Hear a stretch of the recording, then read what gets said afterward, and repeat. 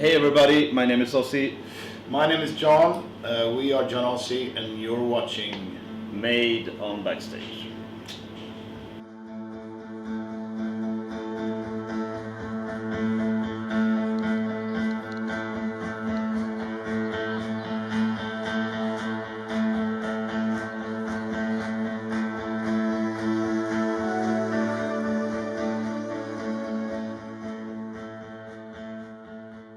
You were a childhood friends before starting a band. Yeah.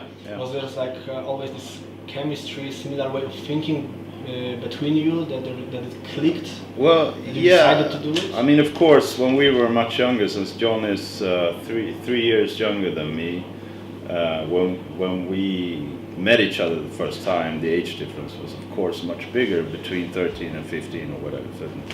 But I mean, eventually, when we both got out of school and stuff like that, we sort of found each other because we didn't have that sort of pressure or of starting to study at some university right away after school, and as all our friends did, and we were sort of slackers, both me and John, and we started hanging out a lot, and getting to know each other for real, not in a way, not in the school bench or anything like that, but by doing what we love doing. And right there and then it was like playing video games, hanging out, getting drunk, getting high, doing, just the stuff that we wanted to do. Yeah, stuff. and of course and we did this for a couple of years, I guess, and we got to know each other in a way that we hadn't before, and of course deeper than maybe other friends were. So we had the same sort of life philosophy, that we didn't want to go the path that maybe our parents wanted us to go or something like that. And of course we had the music interest as well, because John had played guitar throughout his youth, and I played drums, and we played in different bands, and we had that going. So eventually we started talking about maybe we should do something together, but actually we talked about that for many years before we actually did it. Yeah. Okay, so once you said that you got so tired of Men Must Dance that you stopped playing it for some time. Is it possible to develop this kind of love-hate relationship with a song that you created it?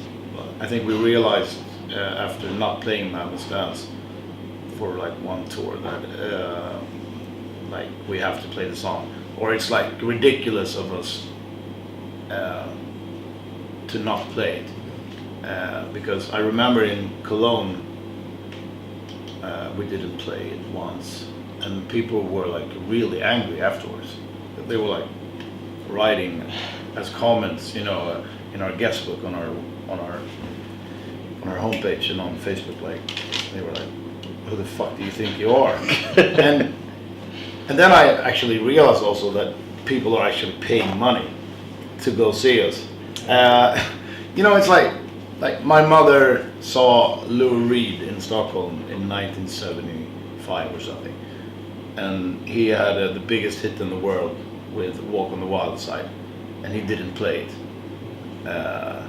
And everybody just thought that he was a fucking idiot. Yeah, but because there's some people who buy a ticket for that fucking show just to see that song. Yeah. I think Nirvana did the So it's same. kind of rude Yeah. not to play it, I would say. Because it's not hard for us to play it. We just fucking do it, and it's fun to see everybody's like Getting crazy over it. Yeah. So it's like, no, I don't want to play it because I'm an artist, and I have my feelings. Yeah, it doesn't reflect my feelings right No. now, so I need to Fuck your artistic feelings. Yeah, exactly. Play the songs. And it was a good thing that we tried not to play it, because we realized that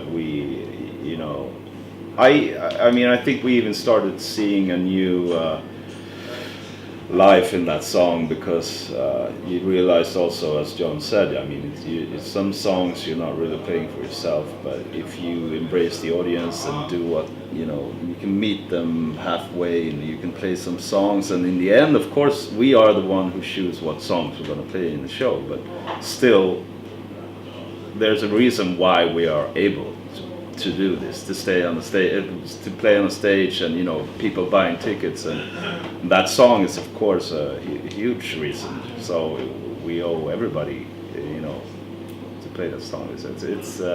It's a no-brainer actually. It's really easy to make that choice. I think it would be fine not playing it if we said it like before, like, like when we present the tour. Yeah, and It's if like, you buy a ticket, just so you know. Yeah, we're only gonna play the new record on this tour. Yeah, of course. Just so you know. I mean, that's totally Then it's a concept. Yeah. So as an artist, do you think it is your role to inspire or entertain? Or is it some balance between those two factors? That's a good question. Yeah. I haven't really thought about that, but I guess I would say I don't really think of my role in any way. I don't know. I don't really want to know. But if I would say then it's to entertain, because I don't think I could see myself as somebody. Well, of course you want to inspire. I think it's the same thing as with the songwriting actually, because you can't really do something in order to, and have the mindset that I'm doing this because I want to inspire other people. You have to do it, for yourself in the first place, So it's really hard to say. I mean, the question maybe should be coming from the other end, to ask people if they listen to our music to get entertained or if they listen to it to get inspired, because it's not up to the artist to decide if she inspires or not. It's up to the audience. Yeah. I mean, like, an artist can never say, look what I've done to inspire you. I mean, they're like a psychopath. I would be honored if somebody was inspired, from seeing us or hearing our songs, and maybe I started playing guitar because of you, or I started playing the drums, or I started writing music or whatever, or I went up the Mount fucking Everest, because I got whatever. That would be really nice, but it's never our intention to be inspiring. I don't know even how you should do that. But take like Kurt Cobain. He has inspired extremely like a whole generation of guitarists, and songwriters. But I don't think that he had that as an intention. He just did what he did. It was like a side effect. Yeah. And then you can take somebody, I don't know. I have no idea. I'm just, let's say, some fucking shitty artist who are like, oh, I'm here to inspire. I never heard that, somebody saying that they actually aim to inspire. So I guess that's a long answer to that question. It's like the people say that when you make song, you as long as you create it, it's you can do it whatever you want with it. But then when it's released, then it becomes like in a way a property of fans, and they can interpret it in many ways. Yeah, definitely. Yeah, I would say that is that's how we feel as well. And it's not only that, it's when the song is released, you tend to move forward, and for us, it's that's when we interpret it into the live show and start playing the song live. So then it becomes something else for us as well. If you spend a lot of time in the studio, working with the details of a song and stuff like that, once we start playing it live, those details become something else. It becomes the energy of us playing live, and the song maybe even transforms into something else. So that's what the song is at that moment, when we released it. So, and of course, hearing fans and people who listen to our music interpret the songs and have opinion, and that's fantastic, because that means that they actually listen to the songs, and we don't. I mean, John writes the lyrics, and I know that. I mean, for some songs, even I can have a different interpretation of a lyric than John has, and that's something that is good, I would say. So because you make the song your own, and it's personal for you. So. How do you feel about fans recording shows with their phones? Recently, Jack White banned phones on his shows. The reason for doing a thing like that, it's not that you don't want it on YouTube. I mean, that's fine, of course. I mean, do whatever you want, but it's just that I think there's something being missed if you look at the show through your phone.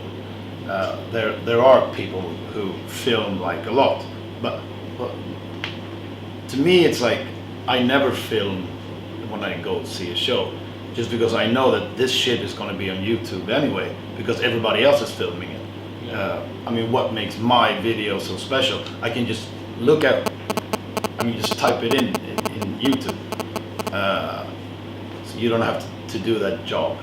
It's No, so it's more fun, I think, to be present at the moment. Yeah. And I think, I mean, if you should ban phones from the show, that would have to, that I suppose that they really had problems with it. Yeah, because if he's looking out in the crowd and he's playing in front of 15,000 people and there's 10,000 phones, you know, sticking up, then I think he's doing everybody a favor, because people are not, you know, there and then exactly at that moment, and that is, I guess, why he plays music, because, and especially live, that there's something about people coming together, watching and, you know, spending time with each other, seeing the same thing, and as soon as you pick up a fucking computer in the air, which it is, that sort of magical moment is ruined. So it's almost a year after release of Blood Jungle. What goals do you put up for yourself for 2018? We didn't really put up any goals.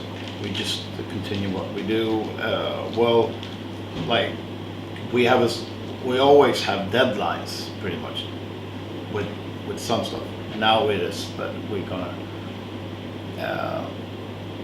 we're not gonna wait 4 years until the next record. Like, we want to keep up the tempo, just like we do with touring. We want to keep it up a bit more with the songwriting as well. So yeah, I think if we have a goal for this year, it's to finish like a bunch of new songs and release them. Do you have some like a concept, lyrical and musical inspiration? Like aliens is the concept. Yeah. So every song is about aliens. Space opera maybe. Yeah, exactly. A space opera with the silver tights. I'm gonna wear silver tights.